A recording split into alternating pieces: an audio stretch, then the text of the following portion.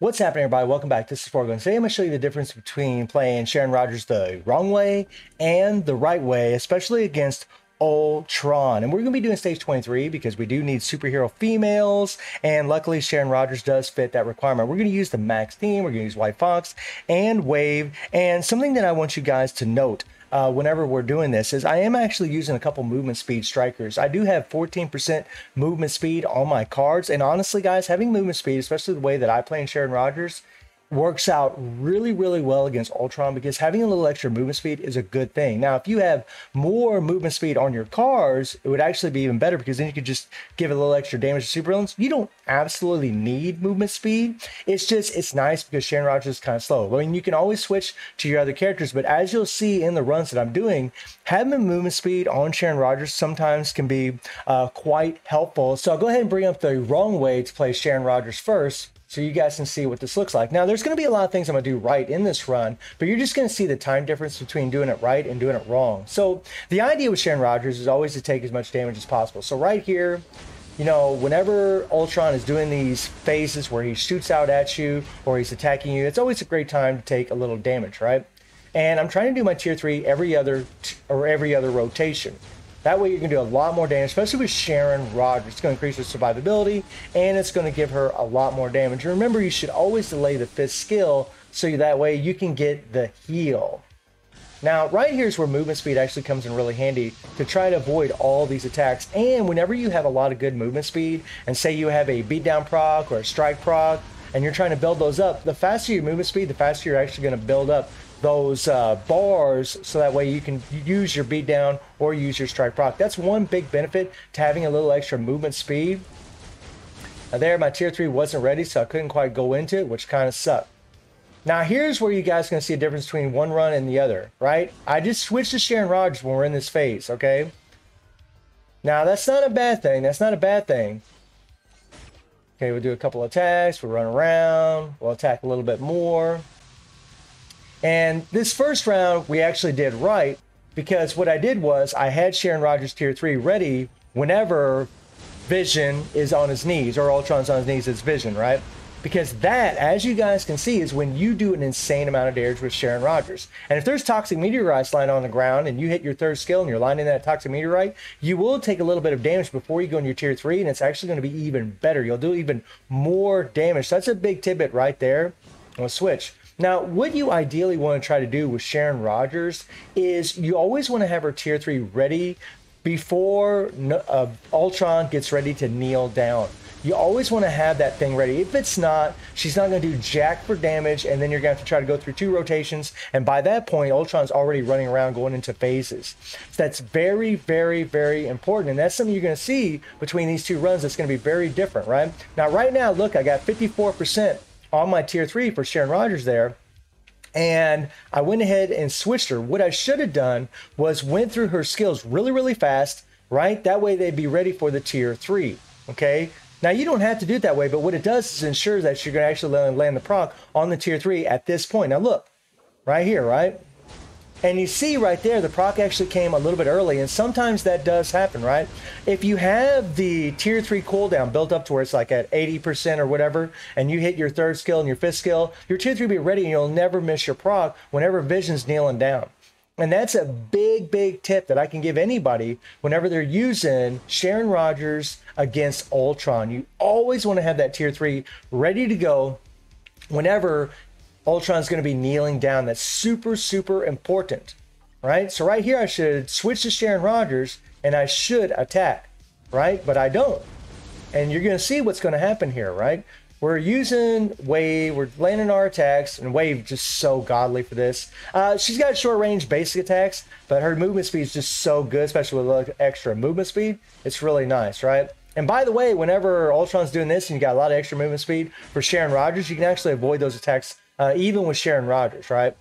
So I'll switch to Sharon, and look, my tier 3 wasn't ready. I didn't have enough percentage high enough to where I could actually go into my tier 3. So now I'm running around, I'm killing tons and tons of time, and I try to go into my tier 3 right now, right?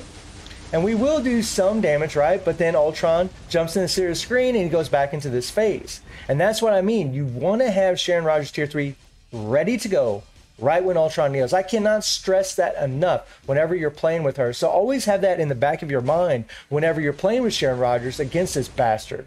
Because if you do have it ready, right? If you have that thing ready, you're going to be good to go, man. You'll be able to hit that tier 3 and do insanity as far as damage. Even if you don't take any damage, you'll still do insanity. And look what I'm doing right now, right? I'm just attacking. I'm not really taking any damage. We're not using our tier 3. We don't get that 100% accumulation. And we're just killing so much time that it's not even funny. We're losing a tremendous amount of time. I'm telling you guys. You'll see in the next run. It's a pretty big difference whenever you play her properly and whenever you don't play her. And whenever I say play her properly, I mean, you know, you need to switch your characters and utilize whenever you're using Sharon Rogers. Like right now, I don't have anything ready for my tier 3. And I'm attacking, and it's like, I'm not doing jack for damage, right? So I'm going to try to go in my tier 3 right now. And luckily, the proc didn't trigger. You know, it could have. And we have 20 seconds to spare. Now you're probably thinking, well, you know, stage 23, that, you know, that's not bad, you know, for Ultron. I mean, Ultron's hard. Stage 23, still have 20 seconds to spare. Not too shabby, right? Well, wrong. Get ready to see what she can really do. So now here's another run, stage 23, same strikers, same everything, guys, okay? I'll watch what happens here, okay? So we'll do the same thing like we did earlier, right? We're going to try to, you know, run through our skills, build them all up, try to get that delay on that 5, and then try to accumulate some damage and go into our 4. All right, and then we're just going to use our tier 3 right now. We're going to run through our skills, use our tier 3, okay? The biggest difference that you're going to see between these two runs is that every time Ultron goes into his ultimate mode, I'm going to run through Sharon Rogers' skills really, really fast. That way the tier 3 is ready to go when Ultron is kneeling down. That's going to be the biggest difference between the two runs that you're going to see, and that difference alone will make a huge difference in the amount of damage that you're going to do to Ultron. I'm telling you, now watch. See, now look, you see my tier 3's got 90% ready to go, okay? And we're just going to use Wave. Wave's got great movement speed. We can avoid all these attacks, all right? It's a shame we don't have a range attack right now because I actually could hit from a range because those attacks are actually quite slow. And now Sharon Rogers has her tier 3 ready to go. Now, the first time that Ultron kneeled down in the last run that you saw, I did it right, just like you're seeing now. Right, but as you're going to see as this run progresses, that I will always have my tier 3 ready to go whenever Ultron is kneeling down. So right now I got 51% on my tier 3, right? But I'm leaving Sharon Rogers in there, right? It's going to keep building up that tier 3 even though we're not running through our skills, okay? So now I can run through my skills and I can go ahead and use my tier 3, apply some damage, okay? Yeah, it's all about that tier 3 with Sharon Rogers, man. It's all about it. Going to the 4 skill, we got 50% left on our tier 3. Okay, now Ultron's going into this phase. And again, you know, when you got some good movement speed, you can run away from these attacks. These attacks are actually kind of slow. They're pretty easy to avoid. But I'm going to go ahead and try to hit my 4 skill here, right? And now we have, you know, almost 100%. Well, now we do have 100% on our tier 3, right? Always have that thing available, man. Seriously, I know I've said it a bunch of times in this video, but it's super, super important when you're playing with Sharon Rogers if you want to do really, really well with her, right? And Wave is just, oh gosh, she's so godly for this stuff. And we'll attack. We got our tier 3 ready for Sharon Rogers. We build up our strike proc and boom shakalaka. We're going to do tons of damage. It's going to drop all the way down to the 8th bar. And there we go. We're going to run through our skills so we can build up our tier 3. A lot of times when you're playing Sharon Rogers, that's the idea, right? You're just trying to build up that tier 3 to get it ready, right? Timing your tier 3, if you will. So I'm going to keep Sharon Rogers in there again. I'm going to let that bar build up. Now, I got to switch her, unfortunately, because she would have died right there. Probably, I might have taken one shot, maybe, with the decreased damage received from White Fox, but it's not really worth the risk, to be honest, man. I want her to have as much heal as possible, so we lost White Fox. No biggie, though. No biggie. And Ultron goes to the center of the screen, but now our tier 3 is at 84%, right? And we switched to Wave. Okay, because it takes about 10 seconds before you can tag Sharon Rogers back in. You want to make sure that she's available whenever you are going to use her tier 3, right? So we'll slam old Ultron right here, and look at the time, guys, right? Our tier 3 is available, 3-5 tier 3, and we have 1 minute 50 seconds left, and bye-bye bars, and look at that, my friends. 1 minute 47 seconds left. That is the difference. The run you saw a second ago, I had 20 seconds left. 20 seconds left, and a minute and 47 seconds left. That is a huge difference, guys. You're talking about what, a minute and 27 seconds difference in these runs? That is huge. And that's because I always had Sharon Rogers tier 3 available whenever Ultron or Vision was kneeling down. So that would, because he's in a stationary spot, you know, you don't have to worry about the tier 3 missing, because it will miss whenever Ultron's running around and teleporting all over the freaking place.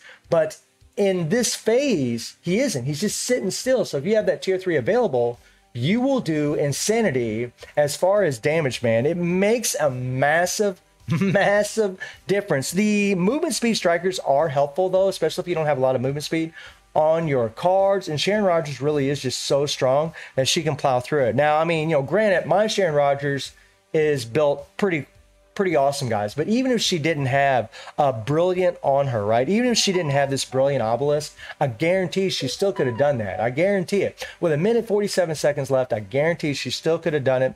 You know, having my 25% Pierce, I mean, she really is amazing for Ultron if properly played. As you saw though, like if you played her the way I played her in that first run and you don't have, like, you know, hardly any Pierce, 2%, 4%, 60% Pierce on your account, you're going to struggle. But if you play her properly and you time her tier 3, then you're going to do pretty damn awesome against Ultron with this free to play character, man. Sharon Rogers really is awesome for this thing. And it's another reason why I keep the brilliant on her, because she does so well. And considering that I had a minute 47 seconds left, I'm still going to be able to, you know, obviously I'm going to beat 23, I'm going to beat 24, then we're going to move on to some different requirements. And depending on what those requirements are, depends on what I'm going to do afterwards. So let me know what y'all think about Sharon Rogers destroying Ultron. And I do stream on Twitch at 9 p.m. GMT+7 time. The link is in the description below. And I hope you enjoyed the video. Thank you for watching. Y'all take care and have a good one. See you, everybody.